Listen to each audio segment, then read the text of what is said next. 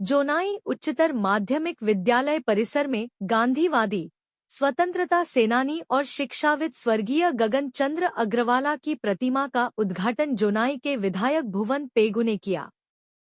Zonai सह जिले के Zonai उच्चतर माध्यमिक विद्यालय परिसर में बृहस्पतिवार को गांधीवादी, स्वतंत्रता सेनानी और शिक्षाविद स्वर्गीय गगन चंद्र अग्रवाला की प्रतिमा जोनाई के विधायक भुवन पेगु ने अपने विधायक पूंजी से करीब 8 लाख रुपए की लागत से निर्मित प्रतिमा का अनुष्ठानिक रूप से उद्घाटन जोनाई के विधायक भुवन पेगु ने किया। इस अवसर पर जोनाई विज्ञान महाविद्यालय के प्राचार्य डॉक्टर राजेश्वर पेगु ने शिक्षाविद स्वर्गीय गगन चंद्र अग्रवाला की जीवनी का उद्घाटन किया। शिक्षाविद स्वर्गीय गगन चंद्र अग्रवाला की प्रतिमा और उनके जीवनी का अनावरण के मौके पर उद्घाटन समारोह का आयोजन किया गया, जिसमें सभा का संचालन जोनाई उच्चतर माध्यमिक विद्यालय के विषय शिक्षक श्रीमती अंजना तायुंग सैकिया ने किया।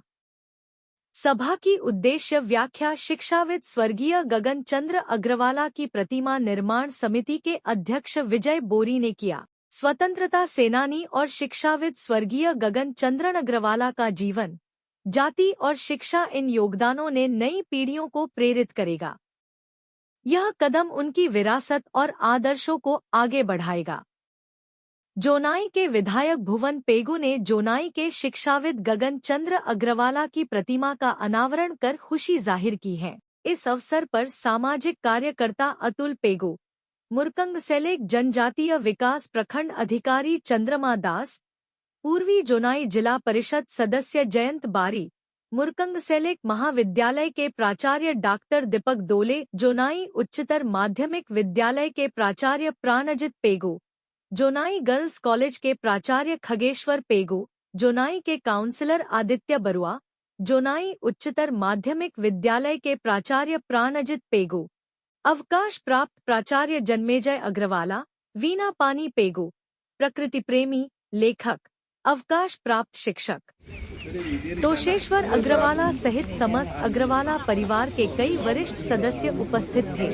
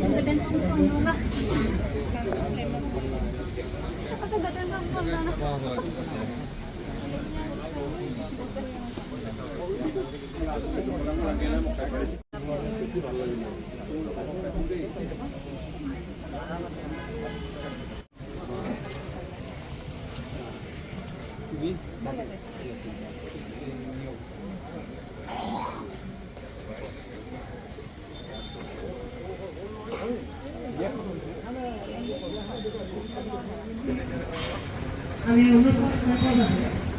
তারপর আইনসব পেরিয়ে আমার করেছি বিজ্ঞান মহাবিদ্যালয়ের অধ্যক্ষ এইগো সিসাকি নুনুমাদি এইগো সিসাকি ধুহা নাহিবি ও সুয়া নাহিবি নুনুমাদি এইগো সিসাকি নুনুমাবি এইগো সিসাকি ইগো সিসাকিৰ শিখা ভাৰতে জ্বলোৱা জনতন্ত্ৰৰে সাক্ষী ইগো সিসাকিৰ শিখা জনতাই জ্বলোৱা ইগো সিসাকিৰ শিখা জনতাই জ্বলোৱা গণতন্ত্ৰৰে সাক্ষী এই চাকি নুমালে এই শিহাহুকালে মহাদেশ ধৰিব এন্ধাৰে ঢাকি এই চাকি নুমালে এই শিহাহুকালে মহাদেশ ধৰিব এন্ধাৰে ঢাকি ধুমুহা নাহিবি ও চুৱা নাহিবি নুনুমাবি এইগো চিচাকি নুনুমাবি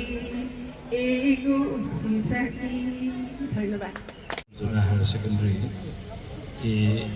আৰম্ভণি কালৰ পৰা জড়িত হৈ প্ৰতিষ্ঠা কালৰ পৰা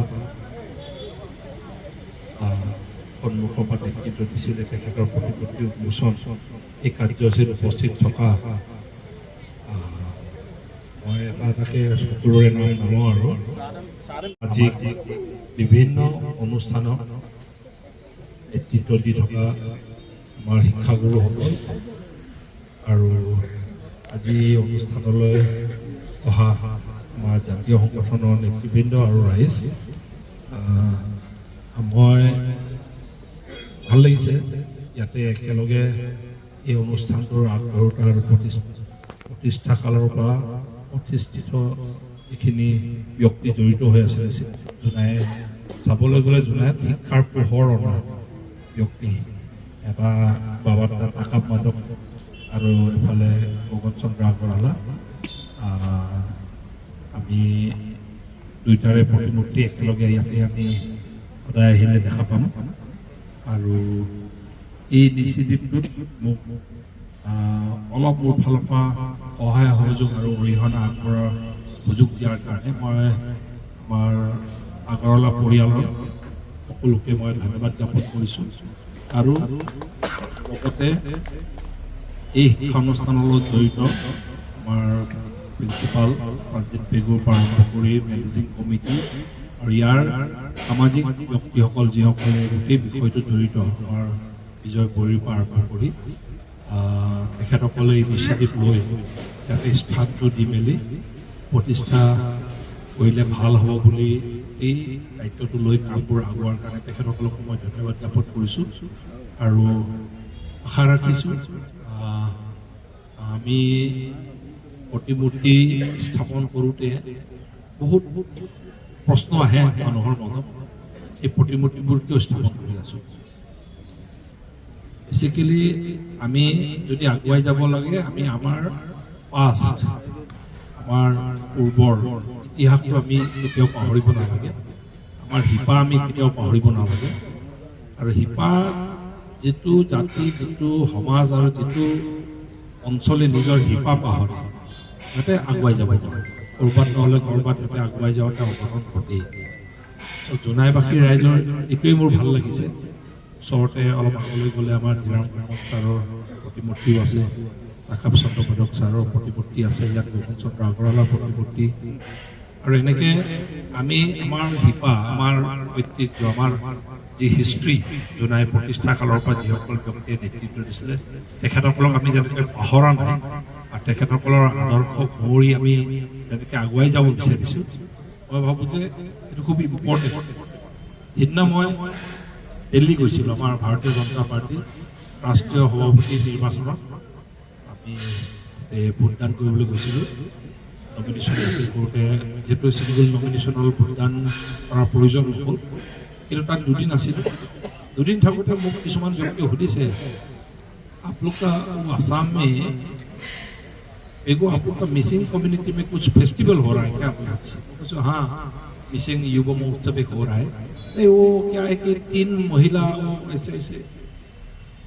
लाठी से कुछ कर रहा है क्या चीज़ है वो हम धान मिसिंग में दोना मुना बोलते हैं वो कर रहा है तो पैर से भी ऐसे ऐसे लगा पैर से हिला रहा है और 3 महिला ऐसे ऐसे कर रहा है उस वो हम लोग का आगे जब मशीन नहीं था मिल नहीं था वो धान ऐसे ही हम लोग का धान को चावल बनाता है हाँ हाँ बहुत अच्छा लगा वो आप लोग का वीडियो जो निकला है अच्छा लगा এইটো এটা খুব মিচিং যুৱ মহোৎসৱৰ খুব এইটো এটা ইম্পৰ্টেণ্ট এইটো এটা ইভেণ্ট হয় তাৰমানে দনাম উনাম কম্পিটিশ্যন হয় আগত তো এতিয়া বহুত মানুহে ভাবিব পাৰে আৰু বিশেষকৈ নতুন প্ৰজন্মই এনেকৈও ধান আগতে খুন্দিছিলে বুলি নতুন প্ৰজন্মই ভাৰ্চুৱেলি নাজানে এটা সময়ত মহিলাসকলে ৰাতিপুৱা শুই উঠাৰ লগে লগে গাঁৱত এটা সময়ত কি আছিলে হুলে ৰাতিপুৱা এই দৰামুনাম আৱাজটোৱে সদায় মানুহক জগাইছে কটুং কটুং কুটুং কুটুংকৈ জগাইছে কিন্তু চোতাল সন্মুখতে দৰামুনামটো কৰে আৰু আমজিং নামটো চাগে এতিয়া বহুত মানুহে পাহৰিলে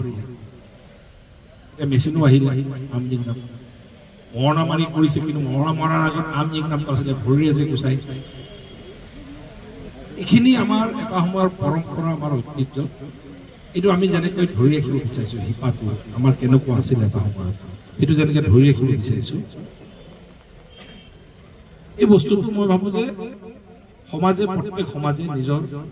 পুৰণি ইতিহাস পাহৰিব নালাগে আৰু যদি ইতিহাস পাহৰে নতুন প্ৰজন্মই ডিৰেকশ্যন নাপাব ক'লৈ যাম কি আছিল তাৰ কাৰণে মই ভাবোঁ এইখিনি ইনিচিয়েটিভ যিখিনি ইয়াত লোৱা হৈছে খুব সুন্দৰ আৰু লাহে লাহে লাহে লাহে তেখেতসকলৰ প্ৰতিমূৰ্তিও খুব সুন্দৰভাৱে ইয়াত প্ৰতিষ্ঠা হ'ল আৰু লগতে এইখন অনুষ্ঠানটো চাই আছোঁ আৰু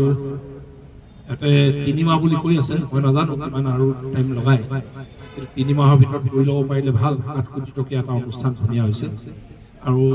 2টা হোষ্টেলো ইয়াত নিৰ্মাণ হৈ আছে 4 কোটি টকীয়া গাৰ্লছ হোষ্টেল আৰু বয়জ হোষ্টেল এটাও নিৰ্মাণ হৈ আছে এইখিনি যদি হৈ যায় আৰু ভিতৰত তেতিয়া পুৰণা ষ্ট্ৰাকচাৰ এইটো সম্পূৰ্ণ হোৱা আছে পুৰণা ষ্ট্ৰাকচাৰবোৰ আমি ধুনীয়াকৈ গুচাই মেলি খুব ধুনীয়া এটা কেম্পাছ আকৌ ফিল্ড এটাও ডেভেলপ কৰি দিব এক্সক্লুচিভ আৰু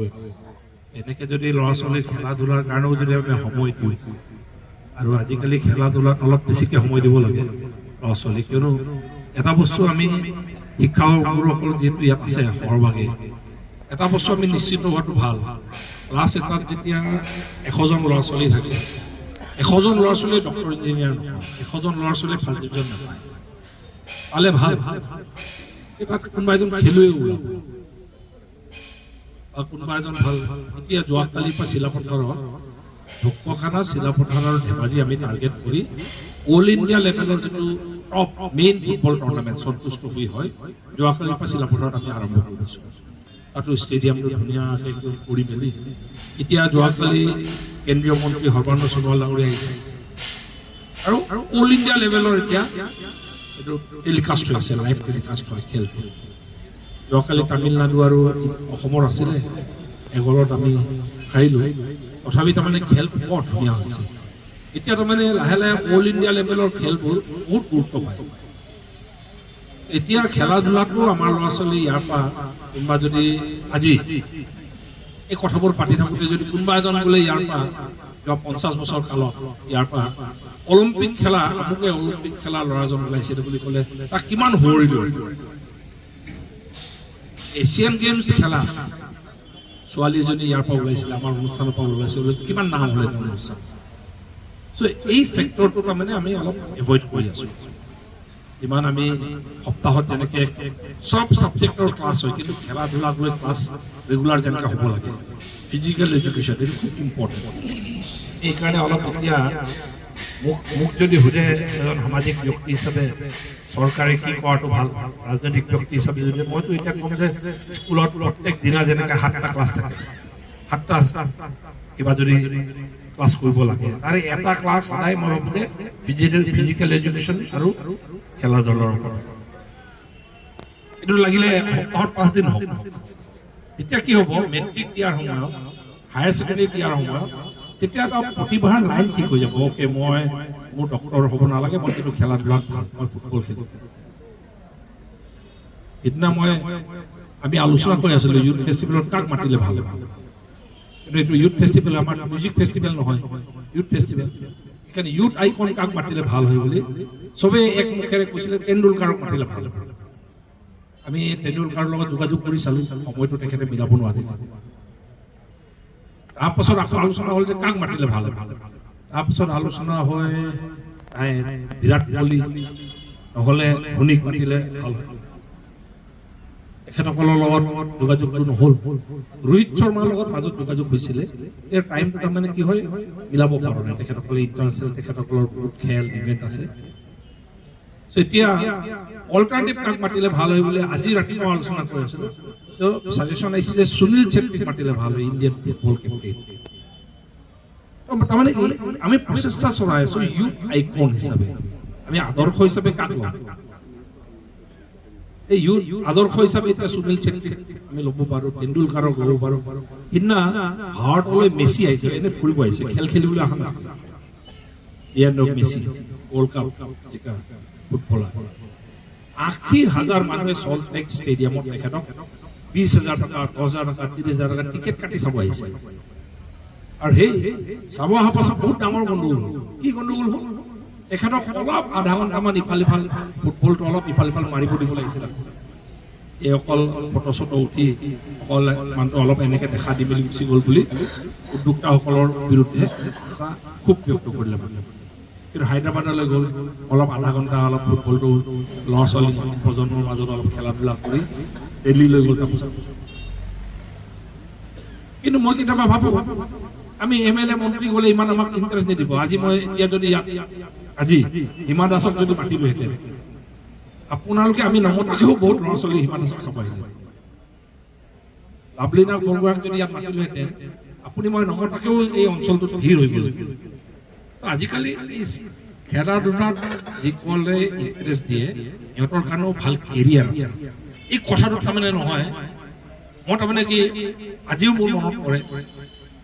আমাৰ তাৰমানে এটা এনেকুৱা এটা ট্ৰেণ্ড সোমাই আছে, ডক্টৰ আৰু ইঞ্জিনিয়াৰ বনাব লাগে। কি হ'ব লাগে বুলি ক'লে ল'ৰা ছোৱালীক যেতিয়া সুধো কেতিয়াবা ক্লাছত, আমিও যেতিয়া যাওঁ, কি হ'ব বিচাৰিছা? মই ডক্টৰ হ'ম। কিন্তু মাক দেউতাকে শিকাই থৈছে ডক্টৰ হ'বি, ইঞ্জিনিয়াৰ হ'ব লাগিব। লাষ্টত পাছত গম পায় ডক্টৰ হ'ম, ইঞ্জিনিয়াৰ হ'ম বুলি কয়, কিন্তু চায়েন্স মেথছ এইটো আপোনাৰ ফিজিক্স কেমিষ্ট্ৰিত কৰিব। তেখেত আকৌ লিটাৰেচাৰত ভাল, ইংলিছত ভাল, অসমীয়া লিটাৰেচাৰত ভাল। তেখেত তেতিয়া বেলেগ লাইনত যাব পাৰে। কিছুমান আকৌ লিটাৰেচাৰটোতো বেয়া, চায়েন্সতো বেয়া, কিন্তু খেলা ধূলাত বহুত ভাল। তো এই বাছনিটো তাৰমানে বহুত ইম্পৰ্টেণ্ট। চ' সেইকাৰণে মই ভাবোঁ এই কথাবোৰতো মই ভাবোঁ সকলোৱে গুৰুত্ব দি আগুৱাই গ'লে ভাল হয়। সেইকাৰণে স্পৰ্টছ ইনফ্ৰাষ্ট্ৰাকচাৰ সেইকাৰণে খুব গুৰুত্ব সহকাৰে এতিয়া যোৱাকালি আমি আলোচনা কৰি আছিলোঁ। অৱান্দ সোণোৱাল ডাঙৰীয়াৰ উপস্থিতিত নৱদলে ডাঙৰীয়া আছিলে,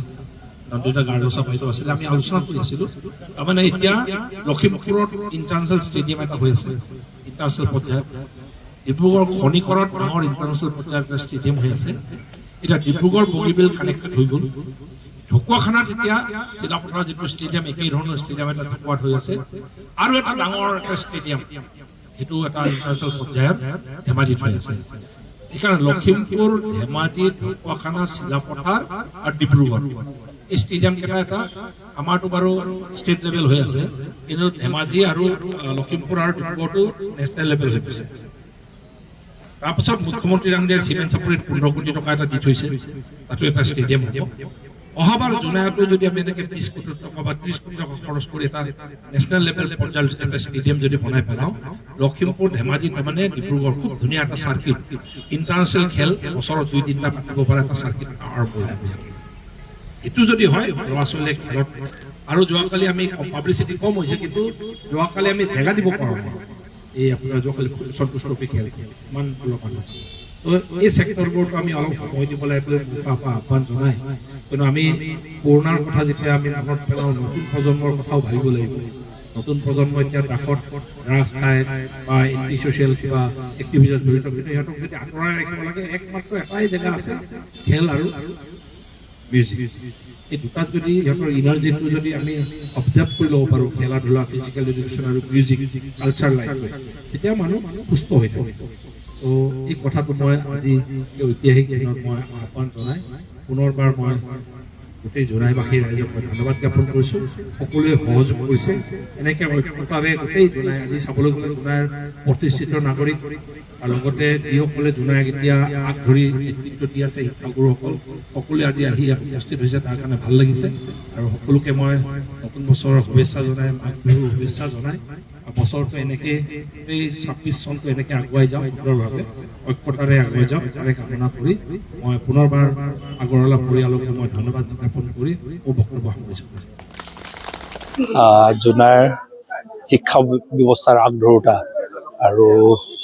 জোনাইৰ প্ৰতিষ্ঠিত গান্ধীয়ান, প্ৰতিষ্ঠিত নাগৰিক, তেখেতৰ প্ৰতিমূৰ্তি গগন চন্দ্ৰ আগৰৱালাৰ প্ৰতিমূৰ্তি আজি উন্মোচন ইয়াতে হায়াৰ ছেকেণ্ডেৰী কেম্পাছতে হ'ল। তাৰ কাৰণে আহিলোঁ আৰু গোটেই জোনাইবাসীৰ ৰাইজ, হায়াৰ ছেকেণ্ডেৰী গোটেই প্ৰিন্সিপাল, লগতে আমাৰ মেনেজিং কমিটি আৰু আগৰৱালা পৰিয়ালৰ সকলো সদস্যক মই ধন্যবাদ জ্ঞাপন কৰিছোঁ। গোটেই এই ব্যক্তিজনৰ গগন চন্দ্ৰ আগৰৱালা দেৱৰ তেখেতক নতুন প্ৰজন্মই যেন চিনি পায় আৰু চিনাকি কৰাই দিয়াৰ কাৰণে ইয়াত প্ৰতিমূৰ্তি স্থাপন কৰাৰ পৰা আৰম্ভ কৰি সকলো কাম ইমান সুন্দৰভাৱে আগুৱাই নিলে তাৰ কাৰণে সকলোকে মই ধন্যবাদ জ্ঞাপন কৰিছোঁ আজি।